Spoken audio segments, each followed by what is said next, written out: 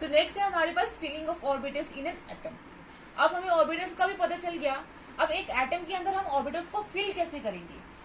हर एक ऑर्बिटल के अंदर तो हमें पता है कि दो दो इलेक्ट्रॉन्स जाते हैं, लेकिन उन ऑर्बिटल्स को फिल कैसे करना है तो उससे हम पता करेंगे कुछ प्रिंसिपल्स हैं।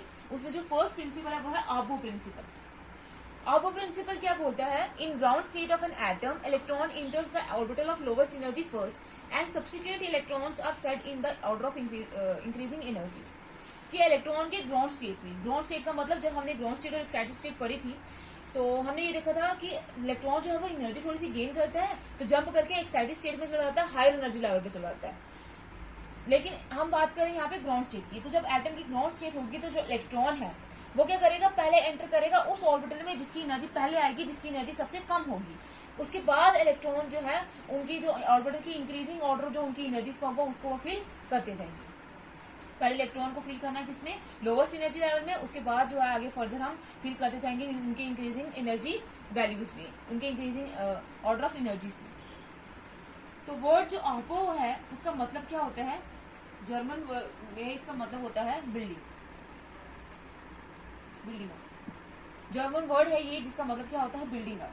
तो यहाँ पे बिल्डिंग अप का मतलब ये है कि building up of orbitals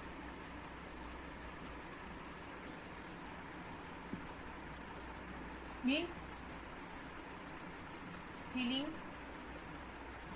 up of orbitals with electron. यहाँ पे बिल्डिंग अप का मतलब क्या है कि बिल्डिंग करना, बिल्ड अप करना किसको, ऑर्बिटल्स को, और मतलब उसका क्या है कि ऑर्बिटल्स को फिल करना किसके साथ, इलेक्ट्रॉन्स के साथ।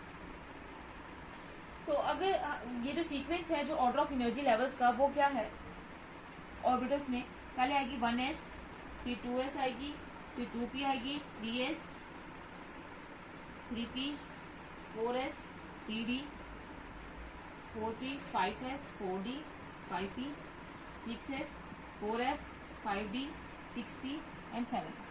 ये है इनका ऑर्डर किसका, इंक्रीजिंग ऑफ एनर्जीज का। लेकिन अब ये जो अबोव सीक्वेंस, ये जो हमने सीक्वेंस लिखा है, इस सीक्वेंस में अगर हम देखें तो ये जो सीक्वेंस है ये सिर्फ प्रेफर कहाँ तक आ रहा है, 3p तक। पहले 1s आएगा, 2s ये जो हमने पढ़ा हुआ है, फिर 2p, 2s और 2p आएंगे, फिर 3s और 3p आएंगे। लेकिन उसके बाद 3d आना चाहिए था, लेकिन उसके बाद क्या आ गया, 4s आ गया। तो ये जो सीक्वेंस है ये सिर्फ कहाँ तक फॉलो होगा, 3p तक। उसके बाद पहले 3d आना चाहिए था, लेकिन कौन सी ऑर्बिटल आ गई है, 4s आ गई है। अब अगर जो एनर्जी है ऑर्बिटल की वो किससे डिटरमाइन होगी, ये जो रूल है, ये जो हमारे सीक्वेंस बनाया है, ये किसके अकॉर्डिंग है, क्वांटम नंबर के अकॉर्डिंग।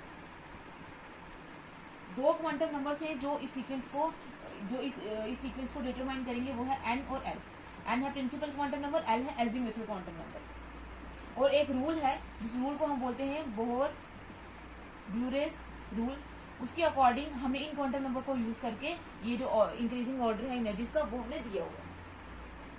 अब बोहर का और बुरे का क्या रूल के अकॉर्डिंग क्या है,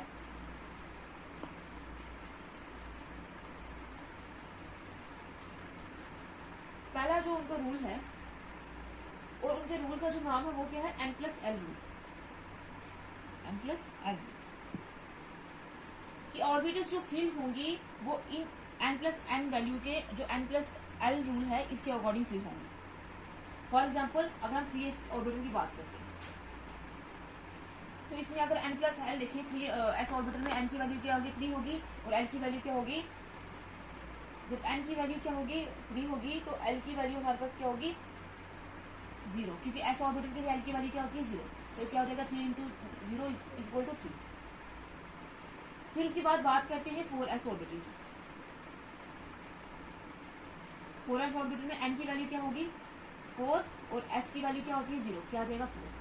अब इसमें देखो जिसका ज्यादा नंबर आएगा, इसमें कितना आया 3, इसमें कितना आया 4, तो जिसका ज्यादा नंबर आएगा तो वही सबसे पहले फिल होगा, इसलिए हमने 3s ऑर्बिटल को पहले रखा है और 4s ऑर्बिटल को बाद में रखा है। अगर सिमिलरली अब बात करते हैं 3d ऑर्बिटल और 4s ऑर्बिटल की, तो 3d ऑर्बिटल की बात करते हैं, पहले 4s की कर लेते हैं क्योंकि s ऑर्बिटल पहले आता है।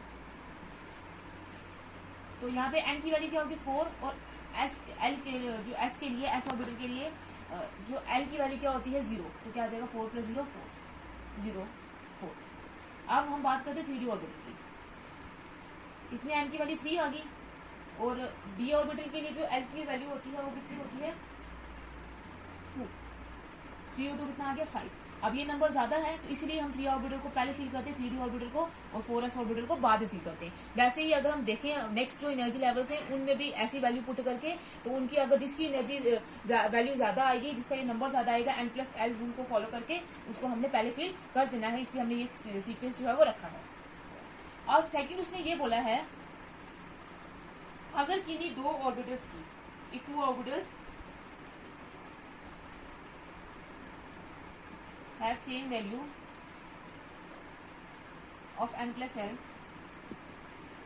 then the orbital with lower value of n will fill first। मतलब अगर दो किसी ऑर्बिटल की n+l वैल्यू जो है वो सेम आ जाती है, तब हमने क्या करना है, उस ऑर्बिटल को पहले फिल करना है जिसकी n की वैल्यू क्या होगी, कम होगी। जैसे 2p ऑर्बिटल की बात करते हैं, 2p ऑर्बिटल, 3s ऑर्बिटल, इसमें n+l की अगर हम रूल फॉलो करेंगे, इसमें n की वैल्यू क्या आएगी 2, और p ऑर्बिटल के लिए l की वैल्यू क्या होती है 1, तो क्या आ जाएगा 3 + 2 + 1 कितना आ जाएगा 3 आ जाएगा। और 3s ऑर्बिटल के लिए n की वैल्यू क्या होगी 3, और s ऑर्बिटल के लिए l की वैल्यू 0 होती है तो 3 आ जाएगा। अब इन दोनों का सेम आया, लेकिन हमें फिल किसको करना है, जिसकी n की वैल्यू कम होगी, तो n की वैल्यू किसकी कम है, 2p की कम है, तो इसलिए हम इसको पहले किसको फिल करेंगे, 2p ऑर्बिटल को फिल करेंगे। इसके बाद ये जो रूल है ये हमें ये भी बताता है, इसने हमें ये बताया कि हमने पहले किस ऑर्बिटल को फिल करना है, तो वो हमने रूल्स देख लिए। अभी एक और बात है, सपोज करते हैं कि कभी कभार क्या होता है कि कुछ ऑर्बिटल्स की हायर वैल्यू ऑफ n होती है but lower value of l होती है। कभी कभार क्या होता है, किन्हीं ऑर्बिटल्स की n की वैल्यू ज्यादा होती है लेकिन l की वैल्यू क्या होती है, कम होती है, तो उनकी जो एनर्जी होती है वो भी क्या होती है, कम होती है, हैव लेस एनर्जी। फिर उसके बाद कभी कभार क्या होता है, कुछ जो ऑर्बिटल्स होती है उनकी लोअर वैल्यू ऑफ n होती है but higher value of l होती है, तो उनकी जो एनर्जी होती है वो एज कम्पेयर टू, जिसमें क्या होगा हायर वैल्यू ऑफ n होगा लेकिन लोअर वैल्यू ऑफ l होगी, कभी कभार उनकी एनर्जी कम होती है एज कम्पेयर टू जिनमें l की वैल्यू, n की वैल्यू कम होती है बट l की वैल्यू ज्यादा होती है। फॉर एग्जाम्पल ये जो रूल है वो अप्लाई करेंगे वही 4s और 3d ऑर्बिटल्स में, n+l रूल, n की जगह इधर आ जाएगा 4, और s ऑर्बिटल की l की वैल्यू क्या होती है 0, तो क्या आ जाएगा 4। तो 3d ऑर्बिटल्स में n की वैल्यू क्या है 3, और d ऑर्बिटल के लिए l की वैल्यू क्या होती है 2, तो कितना आ जाएगा 3O2 5। तो अब इसकी वैल्यू तो ज्यादा है, अब इसमें अगर n की वैल्यू कम है, इसमें n की वैल्यू ज्यादा है, इसमें l की वैल्यू कम है, इसमें l की वैल्यू ज्यादा है, तो फिर भी हम किसको फिल करेंगे, सबसे पहले इसकी एनर्जी ज्यादा है तो हम इसको क्या करेंगे, पहले फिल करेंगे। तो अब ये जो सीक्वेंस है एनर्जी लेवल का वो हम एक सिस्टमेटिक डायग्राम से रिमेंबर कर सकते हैं, जो आपको प्रिंसिपल में दिया हुआ है। वो क्या है, 1s 2s 2p 3s 3p 3d 4s 4p 4d, और 4 में f ऑर्बिटल्स भी आते हैं फोर्थ शेल में, फिर 5s 5p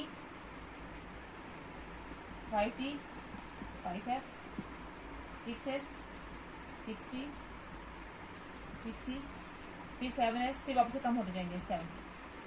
तो ये ऑर्बो प्रिंसिपल के अकॉर्डिंग कैसे आएगा, ये जो एरो है ऐसे, फिर इसमें एरो लगा देते हैं।